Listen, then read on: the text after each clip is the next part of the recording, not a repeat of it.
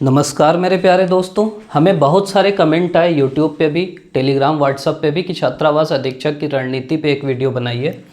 तो आज का ये वीडियो हमारा छात्रावास अधीक्षक की रणनीति के बारे में होगा कि इस एग्ज़ाम को आप कैसे निकाल सकते हैं कम समय में।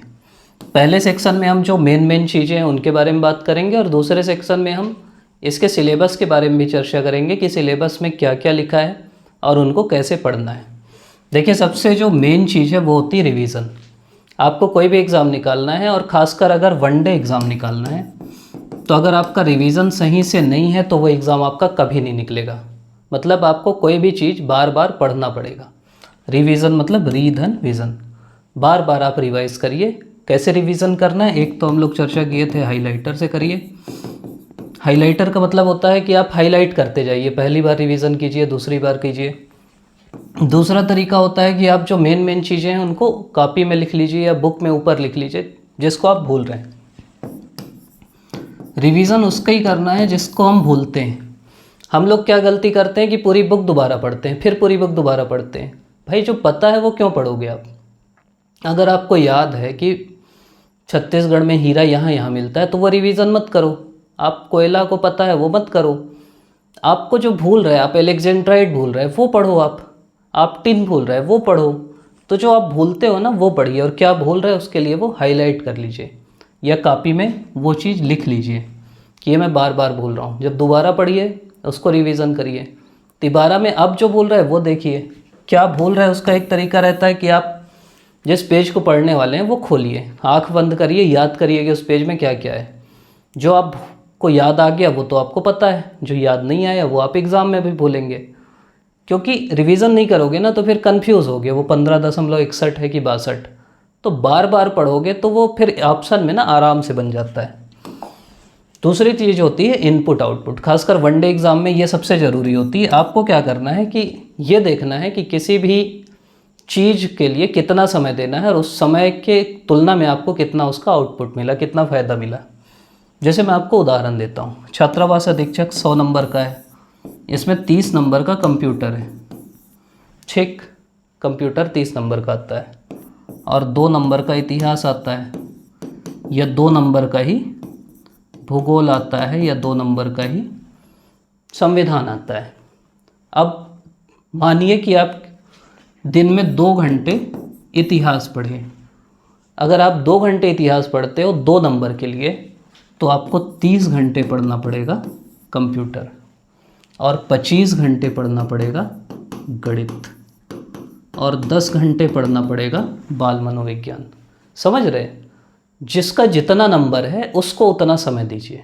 पहली चीज़ ये मत करिए। लोग क्या उल्टा करते हैं कि इतिहास में डूबे हुए हैं। भाई, 30 नंबर का कंप्यूटर है उसमें डूबो ना, उसमें फ़ायदा है। इतिहास डूब के भी नंबर नहीं मिलेगा। कंप्यूटर थोड़ा भी पढ़ लोगे तो नंबर मिल जाएगा। दूसरा, अपना एरिया भी पहचानिए कि किसमें मैं पढ़ूंगा तो मेरे को नंबर मिलेगा। कई चीज़ें हैं, जैसे कई बच्चे हैं जिनका इंग्लिश थोड़ा सा वीक है।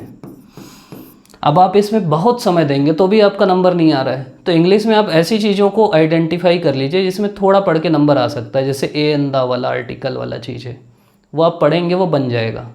लेकिन वॉइस आप कितना भी कर लें आपसे नहीं बन रहा है तो आप छोड़ दो, जो मेन चीज़ है वो पढ़ लो। मतलब आपको ये देखना है कि मैं अगर अपना 2 घंटा इनपुट दे रहा हूँ, 2 घंटा समय किसी चीज़ को पढ़ने में दे रहा हूँ, तो मेरे को उसका आउटपुट मिल रहा है कि नहीं, उससे मेरे को कितना नंबर मिल रहा है, तभी आप पढ़ पाएंगे। तभी आप अपने को रोक भी पाएंगे। आप इतिहास की मोटी किताब लेके बैठ गए और आप सोचे कि मैं 3 दिन पढ़ा और 2 नंबर भी नहीं मिलेगा उससे, क्योंकि इतिहास पूरा पढ़ लोगे तो भी शायद ना बने। तो क्या फ़ायदा वो पढ़ने का? उसके जगह मैं ऐसी चीज़ पढ़ूँ जो पढ़ने से उससे नंबर मिल रहा है। तो ये होता है इनपुट आउटपुट। बहुत आसान शब्दों में कहूँ तो आप सीधा सीधा समय को नंबर से रिलेट कर दीजिए। आपका यहाँ तो सीधा सीधा 100 नंबर का है, जो 25 नंबर का है उसको 25 घंटा पढ़िए।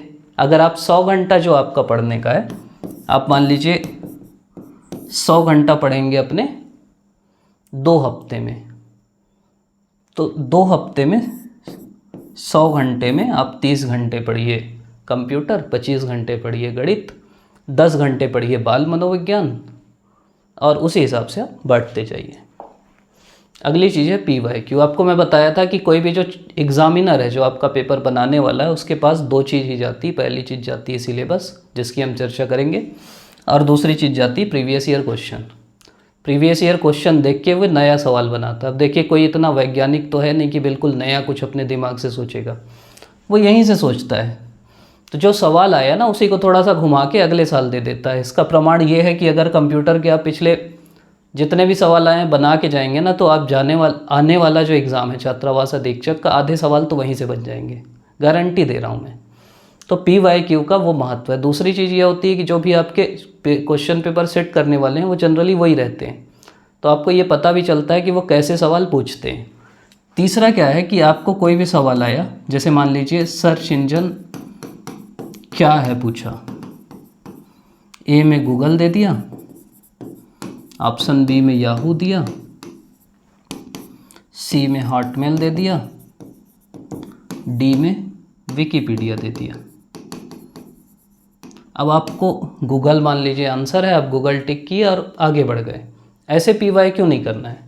आप हॉटमेल गूगल में सर्च करिए और देखिए कि हॉटमेल क्या है। पहली ईमेल आईडी इसी में बनती थी, पहला ये मेल है। विकिपीडिया सर्च कीजिए, ये देखिए क्या है, इसमें कैसे डाटा होता है, इसमें चेंज भी कर सकते हैं। याहू क्या है वो देखिए, कब बना, क्या हुआ। तो ये तीनों ऑप्शन के बारे में आपको पता रहना चाहिए, क्योंकि कोई भी उत्तर बनाना है, जैसे मान लीजिए आपको इसका उत्तर ये पता भी नहीं था, आप तीनों को एलिमिनेट करते तो ये उत्तर आ जाता। अगला जो एग्ज़ामिनर होगा, अगले बार जो सवाल बनाएगा, वो मान लीजिए सवाल दूसरा बनाया, ये स्प्रेडशीट क्या है, और यहाँ पे उसका जो उत्तर है वो लिख दिया और 3 ऑप्शन वही रख दिया। अब वो नया ऑप्शन खुद से थोड़ी खोजते हैं, यहीं से उठा लेते हैं। ये अगला सवाल वो यहाँ से बना दिए, अगले साल वो सवाल विकिपीडिया से बना दिए, प्रीवियस ईयर क्वेश्चन है वहीं से कुछ नया बना दिए। तो इसको आपको 360 डिग्री में पढ़ना है, अच्छे से पढ़ना है। अगली चीज़ है कि टेस्ट सीरीज़ आपको खूब लिखना है। टेस्ट सीरीज़ का महत्व क्या होता है? टेस्ट सीरीज़ का महत्व ये होता है कि आपको अपनी गलतियाँ पता लगती हैं। क्या होता है कि अगर आप गलतियाँ करते जाओगे, उसको जानते जाओगे, तो दिक्कत नहीं होगी। आप सीधा जाके एग्ज़ाम में हाल में गलतियाँ करोगे ना, तो फिर उसका कोई तोड़ ही नहीं है। टेस्ट सीरीज़ में आप सवाल बनाइए कई प्रकार की। एक गलती तो बेसिक होती है, बी में गोला लगाना था, सी में लगा के आ गए। ये तो पाप है ना, महापाप है। यहीं लगाते रहो, धीरे धीरे प्रैक्टिस हो जाएगी। दूसरी गलती क्या होती है कि सवाल अच्छे से नहीं पढ़ पाए, नहीं देख पाए। पूछा था नहीं क्या है, हम है क्या लिख के आ गए। अगली गलती क्या होती है कि सही से ऑप्शन नहीं देख पाए, ऑप्शन एलिमिनेट नहीं कर पाए। तो ये जो जैसे क्रिकेट मैच कोई खेलने जाता है तो पहले नेट प्रैक्टिस करता है कि नहीं करता, सीधा ग्राउंड में थोड़ी उतरता है। वैसे ही आपकी नेट प्रैक्टिस है टेस्ट सीरीज़। जो गलतियाँ वहाँ होने वाली हैं वो आपकी यहीं होंगी, उन गलतियों को सुधारो, आपका एग्ज़ाम अच्छा जाएगा। तो टेस्ट सीरीज़ दिलाना है। अगली चीज़ है दिनचर्या। दिनचर्या का मतलब है कि आपको अपने दिन को कैसे मैनेज करना है। जैसे ये आपका एग्ज़ाम है, इसमें आप क्या करिए कि सुबह वो पढ़िए जो याद करने वाली चीज़ें,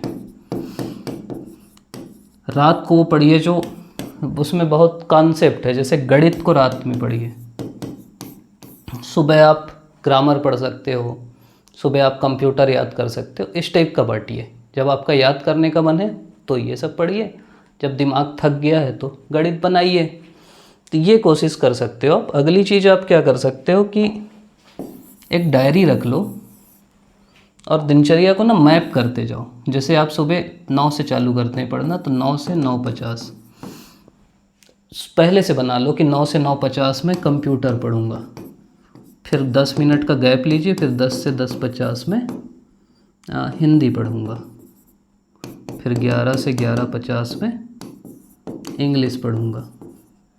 तो ऐसे आप बना लीजिए। 9 से 9:50 बैठिए, पढ़िए। पढ़े तो यहाँ राइट मार दीजिए, नहीं पढ़े तो कारण लिखिए कि क्यों नहीं पढ़े। किसी का फ़ोन आ गया था, घर में कोई बुला लिया था और कुछ हो गया था, समोसा खाने चल दिए थे। आपको पता रहना चाहिए कि आप दिन में कितने घंटे पढ़ रहे हैं। इससे क्या है कि ट्रैक होते रहेगा कि आज दिन में आप 8 घंटे पढ़े, आखिरी में जोड़ लो। आपका टारगेट था 10 घंटे पढ़ने का, 2 घंटे क्यों नहीं पढ़े, समोसा खाने चल दिए थे, घूमने चल दिए थे। पता रहना चाहिए आपको। अगले दिन कोशिश करिए वो चीज़ ना हो। ये जो 9:50 से 10 जो गैप का टाइम है, 10 मिनट थोड़ा सा गैप लोगे तो फिर से री एनर्जाइज होते हैं। यहाँ पे मोबाइल मत उठाना, रील मत देखने लगना, नहीं तो 10 मिनट 1 घंटा कब हो जाएगा पता नहीं चलेगा। अगली चीज़ है कि एक बुक पढ़िए, मतलब सीधा सीधा फार्मूला है कि एक किताब 10 बार पढ़ना ज़्यादा अच्छा है 10 किताबों को एक बार पढ़ने की तुलना में। तो हमको क्या करना है, एक बुक पढ़ना है, बार बार उससे रिवाइज करना बहुत आसान हो जाता है और वो हमको कोशिश करनी है।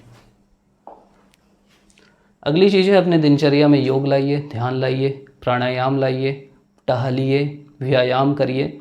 ये सब करोगे तो ये सब है तो स्वस्थ तो रहोगे ही, बीमार पड़े तो वैसे भी पेपर अच्छे से नहीं दिला पाओगे। दूसरा ना, ये सब करने से दिमाग तेज होता है, तेज होने का मतलब है याद ज़्यादा होता है। तो उस मतलब अपने स्वार्थ में करो। प्रैक्टिस करना बहुत ज़रूरी है, खासकर गणित की। गणित आप सोचोगे बस बुक पलटाते जाऊँ तो नहीं होगा, आपको बनाना है। शॉर्ट ट्रिक्स जो हैं आप यूट्यूब में देख लिए, लेकिन अब क्या करना है, उसको बनाना है। सवाल सामने रखो, बनाओ। आपको जैसे बता रहा हूँ ना, एलिमिनेट करना है गणित में, वो करके देखो। आंसर कैसे लाना है वो करके देखो। जितना बनाओगे ना, फिर एग्ज़ाम हॉल में अपने आप बनता है, आपको पता ही नहीं लगेगा कि ये मैं बना पाया।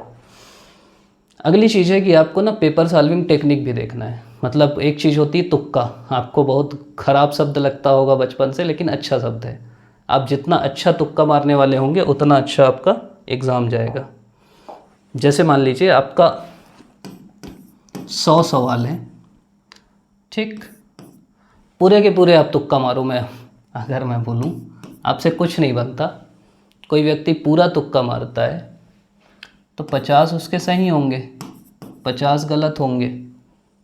अगर हम ये माने तो 50 सही, अगर 1/4 निगेटिव तो उसको 2, मतलब 50 सही के उसको एक सवाल का 1 नंबर है, तो 50 सही के उसको कितने नंबर मिलेंगे। मतलब मैं आपको ऐसे ही उदाहरण देने के लिए दे रहा हूँ। 50 सही के उसको 50 नंबर मिलेंगे और 50 गलत के कितने मिलेंगे, 50 भागी 4, 4 एकम 4, 12.5। मतलब फिर भी 50 माइनस 12.5, उसको करीब 37.5 नंबर मिले। किसी व्यक्ति की किस्मत बहुत ख़राब है, मैं आपको समझा रहा हूँ तुक्का कैसे अच्छा होता है। उसके 25 सही हुए और 75 गलत हुए, तो 25 के उसको 25 नंबर मिलेंगे और 75 गलत हुए, मतलब 75/4, मतलब 4 एकम 4, 4 नहीं है 36, मान लो 19 नंबर उसके कटे, फिर भी उसको 6 नंबर एक्स्ट्रा मिलते हैं। मतलब समझ रहे हैं कि आपकी किस्मत अगर इतनी ख़राब है कि आपके 25 सही होते हैं और 75 गलत होते हैं, तो भी आपको 6 नंबर ज़्यादा मिलते हैं और आगे बढ़ते हैं। आपकी किस्मत इतनी ख़राब है कि आपके 20 सही होते हैं तो 20 नंबर मिलेंगे, 80 गलत होंगे तो 80 कटेंगे, 20 कम होंगे। मतलब आपके 20 भी सही होते हैं और 80 गलत होते हैं तो भी आपका 0 मिलता है, माइनस में नहीं जाओगे। आपके 21 सही होते हैं ना 100 में, अगर आपकी किस्मत इतनी भी अच्छी है कि 100 में 21 सही कर सकते हो, तो भी तुक्का मारो। मतलब 10 में आप 2 से ज़्यादा सही कर सकते हो तो तुक्का बेधड़क मारो, अच्छी चीज़ है।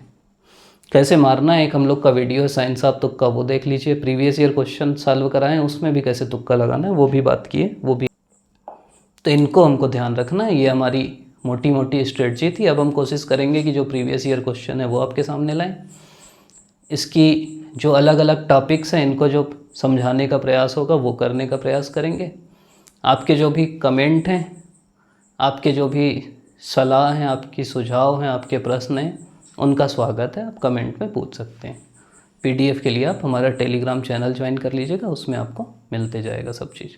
आप अभी तक देख रहे हैं, इसके लिए आपका बहुत बहुत धन्यवाद।